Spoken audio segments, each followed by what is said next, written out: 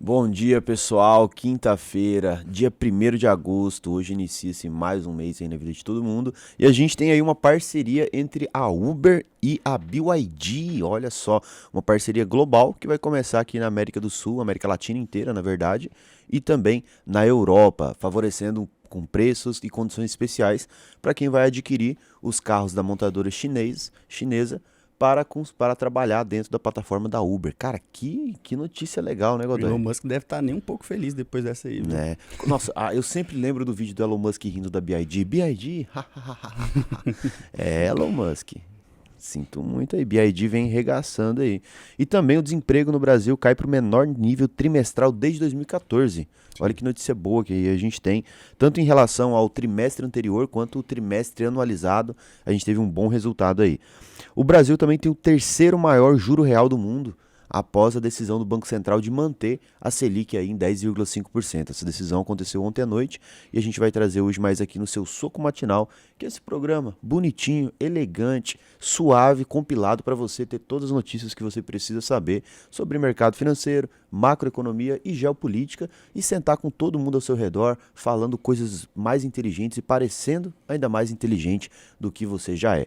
Ao meu lado, ele que cortou realmente o cabelo depois da multidão empolvorosa. Mostra o degradê dele, Mostra o mostra degradê. aí, mostra Agora aí. ficou estiloso, Cara, ficou mais Ficou estiloso bom, ainda. ficou bom, hein? eu não tenho nem palavras para descrever tal magnificitude no seu O homem tá cabelo. diferente, ele tá diferente. Dá um bom dia aí para ele, pro pessoal, Douglas. Bom dia a todos, vamos para mais um Soco Matinal. Queria agradecer os comentários sobre o meu novo corte de cabelo.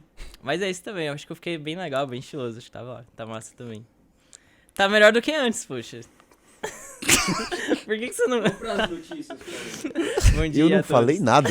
Vamos lá, Você vamos lá. que tá se jogando, eu não falei nada. E o Godoy, nosso querido consultor, economista e também, principalmente vegano. Realmente eu acho que o meu maior traço de personalidade é ser vegano, né? Todos os programas é bem comentado isso. Mas bom dia, galera. Tamo junto aí. Vamos lá. Então vamos começar as notícias? Não, a gente começa por quê? Porque é um programa de tradição aqui no YouTube. Estamos há anos aqui. E a gente vai falar hoje com o Douglas, repetindo, tentando falar mais rápido, que a gente tem muita notícia hoje. E só notícia boa e algumas ruins. Fala os índices aí pra gente, Douglas. Bom, vamos falar sobre os índices. Ali nos Estados Unidos, os três índices estão subindo, principalmente o Nasdaq Futuro de 0,46. Está subindo principalmente depois de algumas falas do Jerome Powell, que ele é o presidente do Banco Central americano, que parece dizer que vai começar ali a cortar os juros, então isso, de certa forma, influencia os mercados positivamente, porque menor juro também você tem maior incentivo para ir para renda variável. Na parte da Ásia e Pacífico, a gente tem queda na maioria dos índices, principalmente do Japão, na Nikkei, de 2,49 e também da China de 0,22. E a gente tem uma subida também da Bolsa da Coreia do Norte, 0,25. Na parte da Europa, a gente tem os principais índices caindo, principalmente ali a Bolsa da Alemanha de 0,98, como também a Bolsa da França de 1,4%. Então a gente percebe que está indo ao contrário em relação à Bolsa americana, então que todos os índices estão caindo. Na parte de commodities, a gente tem os dois principais índices subindo, tanto o petróleo WTI como o petróleo Brent, subindo 0,66, chegando a 80,76 dólares o barril. Esse aqui, no caso, é o petróleo Brent. Na parte do minério de ferro também teve uma queda muito importante ali, caindo 2,47, chegando a 105,89 dólares o minério de ferro. E o nosso querido Bitcoin também teve uma tendência de queda, caindo 1,75, chegando a 64.446 dólares. É isso aí. Indo para as notícias internacionais, a gente começa com essa notícia da BYD e a Uber fazendo uma grande parceria global hoje, juntas aí para favorecer tanto a venda dos carros da montadora chinesa, quanto também o uso da plataforma, né? A BYD que já tem inclusive uma parceria com a 99 Pop, que é uma rival aqui da Uber no Brasil. Sim, é bem interessante porque a gente percebe que tem uma certa projeção de vender até 100 mil unidades do carro do BYD. É bem legal porque quando a gente compara assim, as estratégias da Tesla, a gente percebe que a própria empresa está tentando dar incentivos de crédito mais barato, até para impulsionar o consumo. E no caso da BYD, ela fez uma parceria estratégica com a Uber, né? Quando a gente vai vincular estratégias de negócio, a gente fica pensando muito no joint venture, né? Joint venture é quando duas empresas fazem uma parceria para criar uma nova empresa. Na nossa bolsa de valores, a gente tem, no caso, a Cosan. Ela fez uma joint venture com a Shell para criar a Raízen. Então, por quê? Ela pega a parte ali, a Cosan faz a fabricação ali do etanol, dos lubrificantes, e pega a rede de distribuição da Shell, que é um dos maiores, não só do Brasil, como também da Europa. Então é bem legal esse ganho de sinergia, né, de estratégia, porque a gente vê que a BID está entrando no mercado americano e também já pegando parcerias com empresas norte-americanas, né? Então isso é bem legal porque, de certa forma, vai entrar muito aquela questão de política interna, né? Porque se ela pega influência já dentro do setor de atuação dela e também com outras parcerias, ela tem maior ganho de escala e também tem poder de barganha até para negociar com seus fornecedores, negociar com o governo também, aquelas questões de impostos, de importação. Então é bem legal esse movimento aí da BID e chegando no mercado americano e também já tendo essas parcerias aí. A outra notícia internacional que a gente tem no programa é o comunicado do FONC, né, que é o Comitê de Mercado Aberto do Federal Reserve, que é como se fosse o Banco Central ali dos Estados Unidos, né?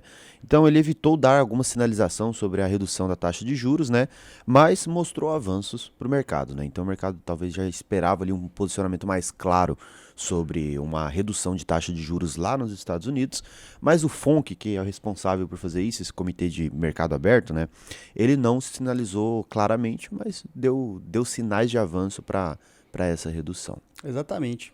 Esse comunicado do FONC, né, ele veio ali dando algumas pistas com relação ao possível corte na taxa de juros, principalmente para uma preocupação maior com relação à parte do desemprego nos Estados Unidos, tá?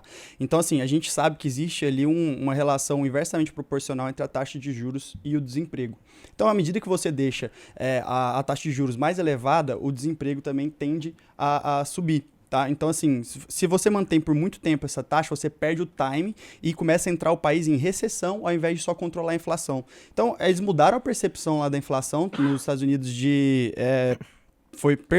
permanece elevada para permanece um pouco elevada. Então, assim, a preocupação com a inflação já está começando a se arrefecer, enquanto a preocupação com a parte do desemprego lá nos Estados Unidos já começa a dar uma sinalização de preocupação. Então, assim, se você perder esse time, de fato, você sai de um período em que a economia vai para um chamado pouso suave, né, em que você consegue controlar a inflação sem diminuir a atividade do país e vai para um momento de recessão. Então, essa preocupação está bem em voga ali que o Jerome Powell passou para a gente.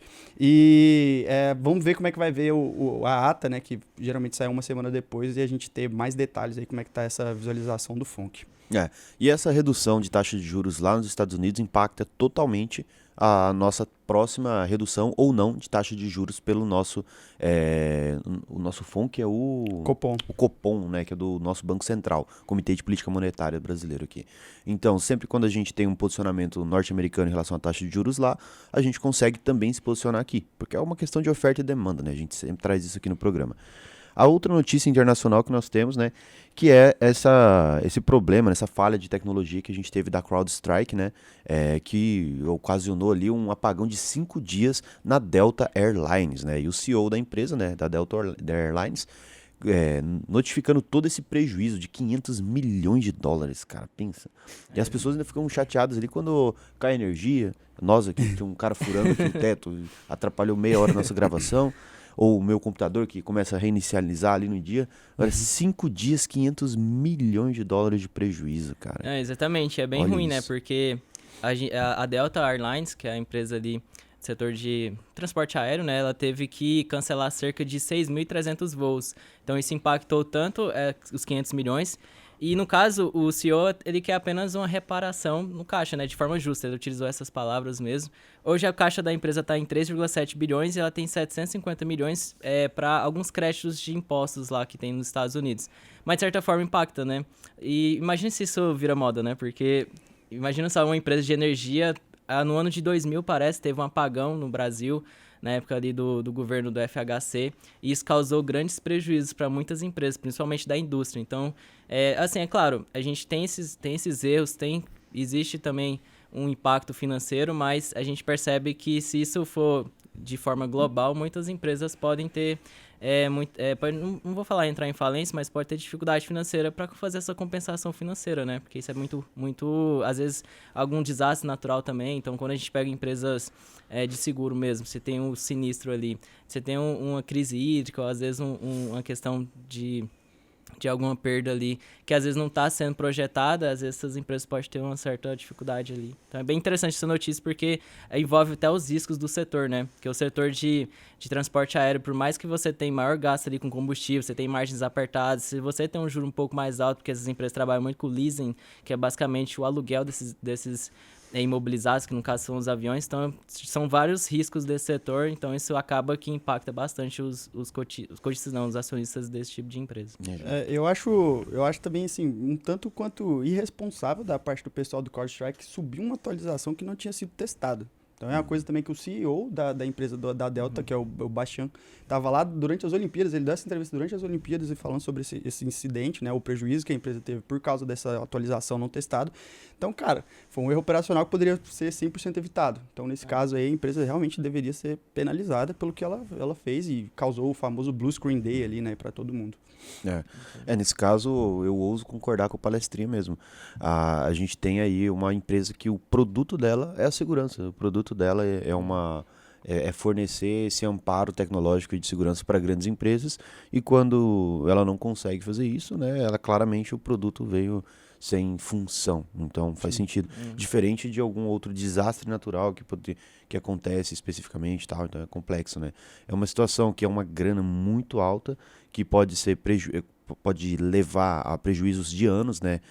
Tanto para a Delta quanto para a CrowdStrike, né? E a gente vai acompanhando aqui, e você, telespectador amado aqui do nosso programa, né? Você vai saber em primeira mão qualquer atualização sobre essa queda de braço aí entre o CEO da Delta descendo o cacete no CEO da CrowdStrike e o CEO da CrowdStrike, por enquanto, calado. A gente vai agora para as notícias nacionais, né? Então a gente vem com a notícia boa. Você aí que almoça assistindo a gente, sempre puto, agora você vai ficar menos puto, que é o desemprego caindo para o menor nível trimestral desde 2014. Então a gente tem uma taxa muito boa aí do emprego formal voltando, né? Então a gente tem isso desde no último, em comparação com o último trimestre, quanto também do trimestre anualizado do ano anterior, ou seja, 2023.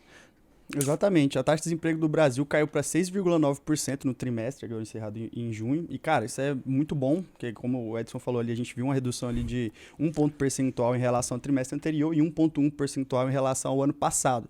Então, vem diminuindo bastante. Hoje a gente tem em torno de 7,5 milhões de pessoas desempregadas ainda, mas teve uma diminuição de 12,5%, né? Foi 1 ponto percentual, mas 12,5% da diminuição até agora.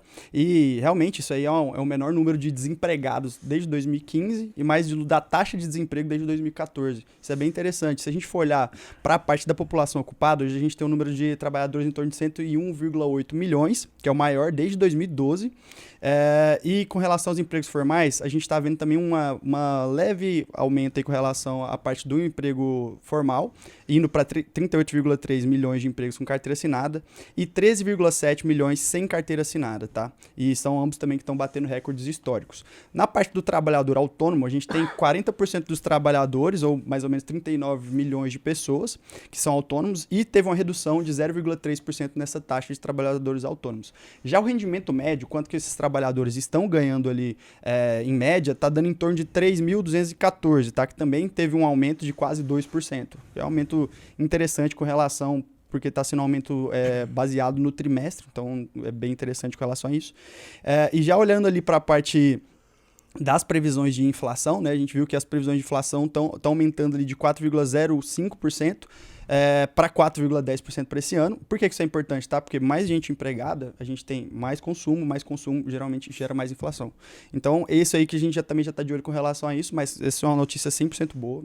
Longe de mim criticar o desemprego, descendo para corroborar uma parte da inflação. E aí, para você que é clubista, né, que fala, mas é o governo tal, o governo aquilo, é ele, ou esquerda, direita, ou meio, ou de ladinho. A grande questão é que a taxa de desemprego, ela é muito pouco influenciada pelo governo quanto a gente pensa, né? Porque é muito mais sobre a economia real, sobre empresas, sobre pessoas empreendendo, sobre pessoas correndo atrás, sobre a população em geral se movimentando em cima de girar a economia. E tudo isso com uma taxa de juros a 10,5%.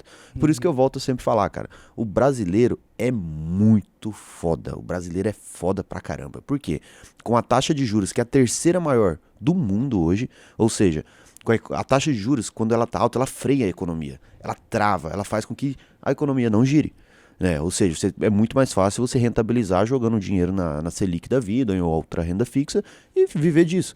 Mas mesmo com a taxa de juros de a terceira maior do mundo, o Brasil continua baixando a taxa de desemprego. Então isso não tem a ver com um governo A ou B, isso tem a ver com a população correndo atrás. Por isso que a população brasileira, o Brasil real, cara, sensacional, cara, sensacional. Muito, muito bom. Esse resultado aí, ele é fruto do cara que decide abrir uma padaria ali do lado e contratar alguém, de outra pessoa que decide fazer um trabalho autônomo ali, de uma empresa que tá ali abaixando a margem, mas falando, pô, vou contratar mais um porque dá pra contratar pra crescer ainda mais. Então esse que é o Brasil real, cara, isso é sensacional. Então, indo para outra notícia que já corrobora com isso, né? Que é ontem a gente teve o Comitê de Política Monetária, né? O Copom brasileiro ali com o nosso querido Roberto Campos Neto, cavaleiro da lança vermelha aqui do Brasil, que manteve a taxa de juros em 10,5%, né? A gente já estava esperando, né? A gente, quando eu digo nós três aqui, eu tô falando, o mercado já esperava, né? Porque parece que a gente estava decidindo com o Roberto aqui, né? Mas o mercado já esperava, né? Uma manutenção aí da taxa de juros e ela foi mantida, principalmente levando em consideração que a taxa de juros norte-americana ainda está alta. E com isso, né? A gente se torna o terceiro maior, o país com terceira maior taxa de juros do mundo, cara. Exatamente, a gente ficou abaixo ali da Turquia com 12,13% e também da Rússia com 7,55%.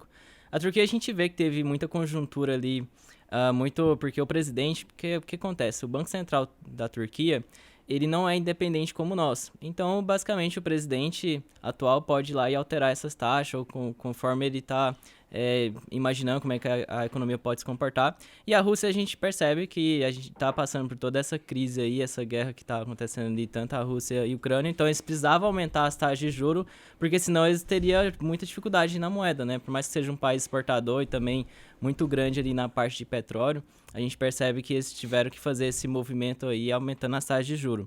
O interessante é que eu e o Godoy, a gente lê as notícias e vê os detalhes, né? A gente percebeu uma certa diferença no cálculo, que o Godoy até vai explicar melhor, que esse cálculo foi um pouco diferente, porque eles basicamente pegaram as projeções da inflação e também as projeções da Selic. Então, eles utilizaram ali as projeções da inflação que veio do Boletim Focus, como também o juro DI, que é um contrato de juro futuro, e ele também fez essa projeção. Então, a gente viu essa pequena observação na notícia e queria convidar o Godoy também para explicar mais, porque isso pode impactar bastante. É bem interessante a gente entender de onde saiu esses números, do porquê que é importante a gente analisar a base de cálculo para chegar nesses números. Exatamente. Ó, a gente tem dois modelos de a gente calcular esses juros. É o terceiro maior juros real, tá? Não juros nominal, porque pode parecer até estranho, porque quando a gente vai falar da notícia, a gente vê que, por exemplo, a Rússia fica aí com juros nominal de 7,55%, a gente fala, pô, mas aqui a gente tá com a taxa de juros de 10,5%. Então, por que lá é maior? Porque é a taxa de juros real, ou seja, já descontado o efeito da inflação, tá?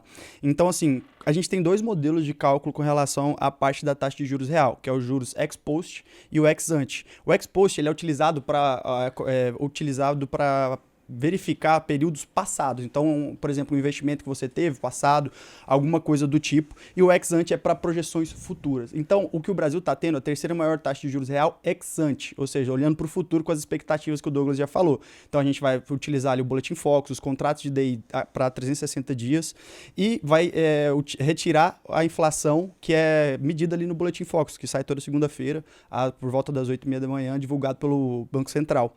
Então, o Boletim Focus também, que é a expectativa de 120 instituições financeiras ali escolhidas pelo Banco Central também, e a partir dessas expectativas que você consegue ter a taxa de juros ex ante, que você pega a taxa de juros real e retira o efeito inflacionário. Já o da ex post, a gente vai utilizar o seguinte, a gente vai pegar o que já tem de DI acumulado e vai retirar a inflação acumulada dos últimos 12 meses. Se a gente for pegar para efeito de cálculo aqui, eu peguei que atualmente a taxa de juros real brasileira ex post está em torno de 6,89%, que é retirado 11,49% da taxa de Selic acumulada da inflação, que é de 4,23% nesse mesmo período, dos últimos 12 meses. Então, assim, tem essas duas diferenças e elas são utilizadas, a ex post para obter esses ganhos passados que você teria com essa taxa de juros, e a ex ante é relevante para você ter uma decisão de investimentos futura. Então, é com relação a essa parte de expectativas mesmo. E aí, corroborando a tudo que a gente está falando aqui hoje, né? Essa taxa de juros, a altura dela, ou seja, o quanto que a gente paga de juros para o dinheiro que as pessoas emprestam para o governo brasileiro, ele está muito ligado ao quanto que o governo consegue passar uma segurança. Ou seja, o quanto que o Brasil, eu não digo o governo como instituição executiva, né? Ou seja, o poder executivo, eu digo o sistema brasileiro, o risco Brasil, que a gente ouve falar muito. Porque o que acontece? A gente tem uma taxa de juros quanto está nos Estados Unidos? 5 agora? 5,25 a 5,5. Isso, 5,25 a 5,5 ali nos Estados Unidos. E a gente tem o Brasil a 10,5. Pô, a nossa taxa de juros é o dobro da taxa de juros norte-americana. Mas por quê? Porque lá tem uma segurança jurídica, uma segurança fiscal, uma segurança inflacionária superior à nossa. Então a gente vê claramente aí que de um lado a gente tem aqui a notícia dizendo que a gente diminui a taxa de desemprego. Isso aqui é nosso, isso aqui esse resultado aqui é nosso, pô. De outro lado a gente tem aí a gente tendo que manter a taxa de juros alta. Por quê? Porque o governo ele não está passando uma segurança jurídica, principalmente para os investidores de fora, que tem uma moeda muito mais forte, que conseguiria comprar. E a gente não está falando de duas pessoas, a gente está falando de grande capital entrando para o Brasil, abaixando o valor do dólar, porque o real começa a ganhar mais valor e tal. E tudo isso não está acontecendo porque o governo brasileiro, e quando eu digo o sistema brasileiro, eu digo todo esse arcabouço jurídico, fiscal e tributário que a gente tem, não dá essa confiança suficiente. Então isso é claramente um contraste das notícias, para você não só pegar uma notícia seca e julgar assim, isso é culpa do governo, isso é culpa disso aqui, isso é culpa daquilo. As notícias são sempre muito multifacetadas, né? É multifatorial, é difícil compreender o todo. Exatamente, tanto que quando a gente pega o quadrinho dos países, a Argentina está em último colocado, com menos 34, porque a taxa de juros deles são bem alta, mas a inflação também corrói a aplicação que teria na renda fixa deles. Então não é porque o país tem uma taxa de juros muito alta que quer dizer que ele vai ter um ganho real, que no caso o Theo Godoy explicou, né? Porque é a relação entre o quanto você iria ganhar e quanto tem da perda monetária, né? Que seria a inflação ali, que é a desvalorização da moeda. É bem interessante porque a gente também vê isso muito em contratos de dívida corporativas, né? Por exemplo, debêntures. É claro que a gente pode comparar tudo, mas de uma forma bem mais simples, né? Se a gente pega uma empresa sólida, provavelmente, para ela captar recurso, ela vai te pagar um prêmio menor. Então, por exemplo, sei lá, IPCA mais 3. E uma empresa que é mais arriscada vai ter IPCA mais 8, mais 9. Então, quando você vê também, se até uma parte mais educacional também, se você vê que o debênture está pagando IPCA mais 9, mais 10, um juro bem alto, quer dizer também que ela é mais arriscada. Então é bem interessante você ter essa análise para tomar suas decisões de investimento. Cara, e assim, realmente, de fato, isso é verdade. Só que a gente tem que olhar que o Brasil também já melhorou muita coisa. Então, assim, só de ter tido lá desde do processo do Plano Real, de ter controlado essa hiperinflação, que, por exemplo, é um momento que a Argentina está vivendo, a gente, depois de ter melhorado toda essa estrutura ali na parte da economia, a economia brasileira, assim, por mais desafiadora que seja, os economistas brasileiros são muito bons, porque eles conseguem driblar tudo isso aí que a gente tem de desafio dentro do nosso país, e a gente é exemplo em muita coisa. O nosso sistema financeiro ele é replicado, tenta ser replicado por muitos outros países, enfim, e apesar disso, então a gente tem que ver que o Brasil, ele melhorou ao ponto de que hoje a gente tem títulos públicos e outros títulos sendo emitidos com inflação mais um juros real, coisa que antigamente era praticamente inimaginável. Como que você ia pagar a inflação mais um juros real, que a gente consegue encontrar hoje até 6% aqui. E títulos alongados, ou seja, se você consegue emitir um título de até 30 anos de vencimento daqui para frente, significa que o Brasil está se tornando um país cada vez mais confiável para o investidor institucional. Então a gente tem que melhorar alguns aspectos no curto prazo, mas no longo prazo a gente está melhorando, a gente tem aí um arcabouço muito bem desenvolvido aqui dentro da nossa economia, e você pode ter certeza que não acredito que um governo vai ser o suficiente para quebrar o nosso país vem melhorando bastante. E eu acredito que em perspectivas futuras a gente também ainda vai se desenvolver cada vez mais. É justo. Então é isso. A gente é paga-pau do Brasil. A gente sempre foi e continuaremos sendo nos próximos anos. Então, antes de ir para as notícias não tão irrelevantes, a gente vai trazer aqui comentários do vídeo anterior, né? Eu tenho um comentário aqui que é do César Melo, né? O jogador de Rabo Hotel aqui. Ele disse que coloca os comentários na tela, editor, por favor. E aí eu quero convidar você. Abre essa câmera aqui, por favor, Lucas. Vem pra cá, Lucas. Vocês veem a gente, vem aparecer aqui. Vocês veem a gente todo dia aqui, aí vocês falam, pô, existe depois uma edição? Não tem edição não, cara. Aqui, essa câmera. Esse aqui é o Lucas, pô. O Lucas faz edição ao vivo. Ao vivo. Manda um recado aí, Lucas. Dá pra editar não, maninha, que é ao vivo. É ao vivo. Aqui 100% ao vivo. é ao vivo, pô. É troca de câmera ao vivo, é o Lucas dando esporro na gente ao vivo aqui, porque alguém tá fungando no microfone. Aqui é tudo ao vivo, cara. Não existe edição. Por isso que não tem como colocar na tela, né?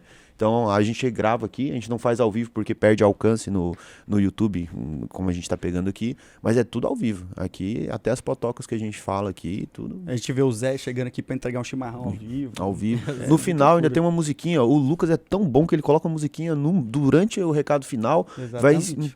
deixando, escurecendo a tela. Cara, Isso é que não. Fenômeno. Fenômeno. Sensacional.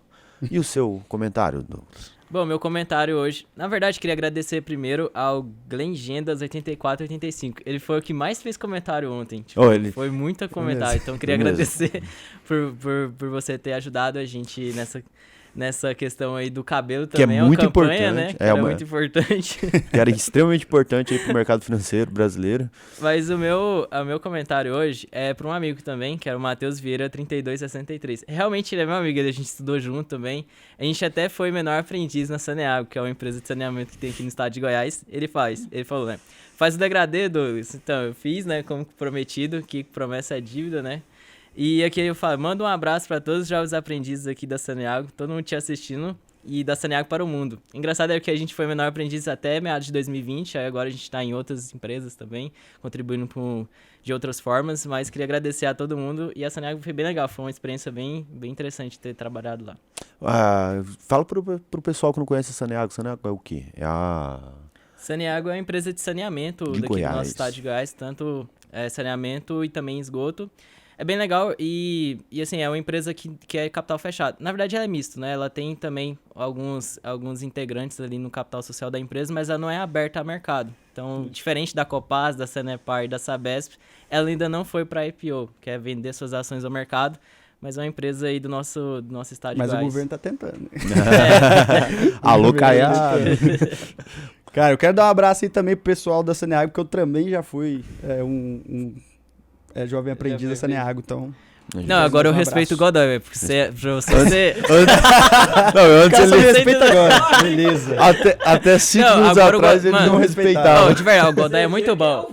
O Godoy é muito bom. Porque trabalhar passar pelos processos de Saneago é muito difícil. Tanto porque essas empresas do governo também, e entrar em banco, menor aprendiz, quem foi menor aprendiz sabe o quanto é complicado, né? É muito difícil entrar nessas empresas. Então, o Godoy realmente é muito bom, velho. Além do trabalho. Parabéns, Obrigado, Godoy. obrigado. Amigo da comunidade. Agora, já que vocês tocaram nesse assunto, eu tô lembrando aqui. Vocês lembram? Eu trabalhei antigamente de uma profissão chamada office boy. Vocês lembram disso? Olha o tanto que era esquisito.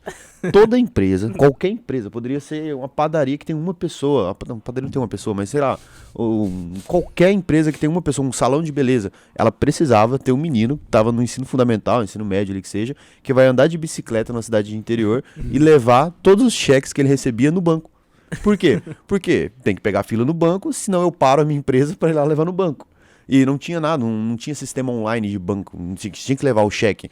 Então, literalmente, cada empresa tinha que contratar por um merreca qualquer criança ali para colocar só para pegar um papel, sentar na fila do banco, ficar esperando e botar o cheque lá. Cara, olha que hoje você faz no aplicativo, né? Então, extinguir os office boys. Isso aí, ó. Tecnologia sempre acabando com os empregos aí, né? Porque hoje tudo é computador. Tudo é computador, cara. Hoje tudo é computador. Hoje é molecada computador. não tá andando de bicicleta, culpa do computador que tirou os office boys da rua. Verdade. Cara, eu vou ler um comentário aqui. Inclusive, eu vou seguir a dica do Zé. E ele falou assim, cara, quando você for fazer, não pega um print do comentário, porque depois fica difícil de ler. Aí eu falei, cara, beleza, Zé. Na próxima eu vou seguir o seu comentário. Então eu não lembro, eu não consigo ver, na verdade, quem foi que mandou, tá? Mas eu vou ler aqui seu comentário, que o comentário dá pra ler. Bom dia, uma pergunta. Caso eu contratasse o serviço da consultoria de vocês, é possível, além das ações e FIIs, transferir títulos de renda fixa para a UVP, para a corretora da UVP? Sim, a gente consegue, inclusive a gente consegue te dar esse auxílio com relação à solicitação transferência desses valores imobiliários. Então a gente vai te dar todo esse suporte para você transferir tanto a parte de créditos de empresas, títulos públicos, seja CDBs também, que são títulos bancários, então a gente consegue sim. Segunda parte da pergunta, a consultoria vai além do mercado brasileiro? Também. A gente também oferece suporte para investir no Brasil e no mundo, tá? Independente de onde você esteja, a gente tem suporte para isso. Eu teria amparo nas ações internacionais que eu possuo? Sim, também. A gente consegue fazer uma análise aí da sua carteira, tá em contato com o Douglas aqui, a gente entra na sua carteira, a gente vê o que faz sentido manter na sua carteira ou não, o que a gente vai vender. Então, assim, a gente vai fazer uma análise completa da sua carteira, fazendo sentido, a gente mantém, a gente só vende em casos muito específicos, quando a empresa realmente não tem fundamento, porque o nosso modelo é do buy and hold, a gente não costuma vender as empresas, mas pode ter certeza que a gente vai dar todo esse suporte para você no seu mercado internacional e no mercado brasileiro também. E além disso, se você vai para consultoria, se você adquire a nossa consultoria, você também entra para o VP Capital. Por quê? Porque aqui a gente também tem todo o sistema bancário para te oferecer. Ou seja, você tem cartão de crédito, você vai ter ali vários outros benefícios que a gente tem com essa parceria com o BTG, que vocês sabem que o VP tem uma parceria aí com o BTG. Ou seja, além da consultoria, que você já vai ter com certeza uma rentabilidade maior, a gente vai conseguir ali, não sei nem se eu posso falar isso, mas a gente vai conseguir entregar uma entrega na consultoria de investimentos melhor para você. Você também, paralelo a isso, consegue abertura de conta dentro da UVP Capital, que hoje é fechado. Só alunos que eram antigamente alunos da UVP Investimentos, né, investidores da UVP Investimentos, além de alunos da UVP Escola, conseguiram entrar. Agora fechou. É só para quem fechar a consultoria. Então você também terá acesso, caso entre para a consultoria, a todo o arcabouço de produtos que a gente tem na UVP Capital, né? Então fique aí, tem um link aqui embaixo, qualquer coisa, você pode chamar também pelo Instagram, UVP Investimentos, UVP Capital, também pelo do Raul, a gente tem aí um formulário em vários links aí específicos. O mais fácil está aqui no YouTube ou no Spotify aqui embaixo. Então, seguindo as notícias, a gente vai para as notícias não tão irrelevantes do dia, que é a VEG, né, a famosa VEG 3, o EG 3, que anunciando aí... É o quê? Fenômeno de empresa. Fenômeno. A gente ia pagar pau do Brasil e da VEG também. Então ela anuncia aí, 787 milhões de reais e não de pesos argentinos que não valem nada. Então 787 milhões em dividendos. Então veja aí se você já está posicionado. Ainda dá tempo de posicionar, Douglas? Sim, até dia 2 de agosto. Aí no caso, até dia 2 de agosto, dia 5 já fica ex-dividendos. E o pagamento vai ocorrer no dia 14 de agosto. Só quero dar um comentário pro Malheiros. A VEG vai continuar cara, Malheiros. Ele vai entender a observação, porque o primeiro dia que eu entrei aqui na UVP, o Malheiros falou, não, a VEG é muito caro, PL não sei o que, é esticado 30 vezes. Infelizmente vai continuar caro, porque a empresa, além de pagar dividendos, ela cresce. Então ela é a exportadora, a maior parte das receitas da VEG é do mercado americano e também é do mercado europeu, principalmente da Alemanha, quando a gente pega no cenário europeu. Então, a empresa é muito interessante. A empresa é muito boa. Você vê que na escola os meninos brigam por causa de menina, né? Aqui os meninos brigam por causa de empresa. E é verdade. Continuando aí, a gente tem aí a VEG que reportando um lucro também de 1,44 bilhão de reais aí no segundo trimestre, né? Exatamente, então, cara. Batendo recordes atrás de lucros e receita também. Cara, muito boa, a empresa assim é fantástica, não tem nem o que falar da VEG. Se você se posicionou em VEG, não posso falar para você se posicionar, mas fica aí a dica que é uma empresa muito boa para ser estudado, tá? E é uma empresa da indústria, né? Se a gente for pensar, taxa de juro alta no Brasil, a gente tem uma indústria que vem perdendo relevância no PIB, porque hoje a maior relevância do PIB é prestação de serviço, como também o agronegócio. Então a gente percebe que essa empresa, de todos os cenários mais difíceis que ela vem lidando ao longo do tempo, ela ainda está crescendo e também gerando valor para os acionistas. Então a empresa tem uma administração bem interessante. É a empresa que mais gerou bilionário nos últimos 20 anos. É uma notícia bem legal sobre isso, já li sobre isso, porque ainda tem a administração voltada ao mercado, mas ainda a composição é familiar na parte ali. Maravilha. Então é isso. Então eu tenho que sair daqui já, colocando meu dedinho no broker e começar a comprar VEG? Não. Você tem que entender toda a sua carteira ali. Não faça isso sem um consultor. Principalmente se você tem um capital maior, não faça isso sem um consultor aqui. Por quê? Porque você tem que entender também em qual setor ela está posicionada. Se você já está muito exposto a esse setor, se você já está muito exposto em ações, se você já está muito exposto no mercado nacional. Então é uma análise muito mais completa para te deixar seguro com o patrimônio que você construiu. Você demora tanto tempo, se você não for herdeiro, né? Mas se for herdeiro também pode vir. Mas se você não for herdeiro, você demora tanto tempo para construir um patrimônio, para ganhar o dinheiro. E às vezes a gente gasta, né, tão pouco tempo para cuidar desse patrimônio que já foi construído, né? E enquanto ele está em construção. Então não faça isso sem um consultor, cara. Então a gente está aqui sempre trazendo informações com humor, informações diárias, notícias e tudo mais. E tem pessoas que já fizeram a UVP Escola aqui, né? A gente tem mais de 20 mil alunos, então que já aprenderam do básico ali, como sair em 8 semanas. Como é um investidor lixo, que não sabe nada, que não sabe nem investir, para um investidor que sabe fazer qualquer tipo de decisão, que consegue ali montar uma carteira legal e também entender a economia como um todo. Quem já é da UVP Escola, vai falar, estão ensinando feijão com arroz. Mas quem não é da UVP Escola, precisa aprender pelo menos uma coisinha todo dia aqui com a gente para continuar no programa. E aí hoje eu quero pedir, a gente falou bastante sobre taxa de juros. Eu sei que a palavra já explica, né? Mas de uma maneira bem simples, assim, explicando para uma criança, cara. O que é uma taxa de juros? O que é isso, cara? O que a gente está falando? A taxa de juros, ela é basicamente a remuneração que você vai ter com relação ao investimento em algum título. Tá? Então, assim, aquilo ali vai ser o que você vai ter em troca para você deixar o seu recurso investido em alguma coisa. A taxa básica de juros da Selic, ela é com relação ao que vai ser a meta de negociação entre os contratos de títulos bancários lastreados nessa taxa Selic. Tá? Então, assim, isso também faz com que mais pessoas tenham mais... Se a taxa de juros está elevada, as pessoas têm mais incentivos para deixar o seu recurso parado, investido em títulos públicos ou em títulos bancários, do que investindo na economia real, pode ser investindo no seu próprio negócio ou investindo, sei lá, em qualquer outra coisa ou consumindo mesmo, ao invés de deixar esse recurso poupado. Maravilha. De uma maneira também mais simples ainda, sabe quando você vai comprar uma CG 150 e você quer comprar uma moto, e aí você fala, acho que eu vou falar com o agiota. E aí o agiota fala, eu vou te emprestar tanto, mas os juros é tanto. E isso é um juros, normal, né? Todo mundo sabe, quem aí frequentemente pega dinheiro com a agiota entende mais ainda. Só que, como a economia inteira, ela tem que se basear em algum índice, o Copom, né, que é o nosso Comitê de Política Monetária, que é um braço ali dentro do Banco Central, ele define a taxa de juros média, ou seja, a taxa de juros geral, que é a meta ali que a gente chama de Selic. Né? Então essa Selic é essa taxa e todo mundo se posiciona meio que parecido com a Selic. Eu sei que é chulo a forma de explicar, mas é isso. Então, como todo mundo vai cobrar juros, o Copom, que é um braço do Banco Central, vai lá e fala, galera, vamos cobrar tanto. A gente aqui vai cobrar tanto. E aí todo mundo se posiciona acima ou abaixo, mas nessa margem aí. Então essa é a Selic, essa taxa de juros que a gente fala. Perfeito. É como se fosse uma nota de corte ali do Enem. A nota de corte do Enem. Eu posso dar o recado final hoje? Hoje pode dar o recado final. Beleza.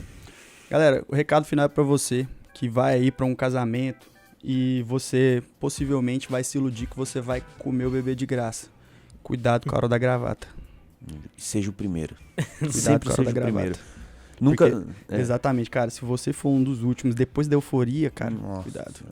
E outra, se tá numa mesa, você olha assim, o cara com um Rolex no braço, você olha ali cara ali com cara de fazendeiro, você vai longe. Vai longe. Posso também fazer um bem rapidinho? Chama, a gente Quando eu tava fazendo umas planilhas, o Zé perguntou, poxa, como é que você fez isso e tal? Aí eu falei, olha, de vez se você utilizar o PROC-V, você utiliza o PROC-X, que o PROC-V você vai basicamente procurar apenas na vertical. No PROC-X você pode pegar em várias categorias. Quem sabe ali Excel ali, sabe o tanto que o PROC-X salva a vida de muita gente aí. Porque o PROC-V você tem uma limitação apenas pela vertical. Mas dá pra fazer essa conta na hora do casamento? Pois é. a gente vai abrir uma planilha na hora e falar assim, pera aí que eu vou ver quanto que eu vou te dar na gravata aqui. Eu vi no PROC-V. Valeu, Douglas. Valeu. Ô Vitão, pelo horário, você vai ficar puto. Não chilique, você vai ficar puto.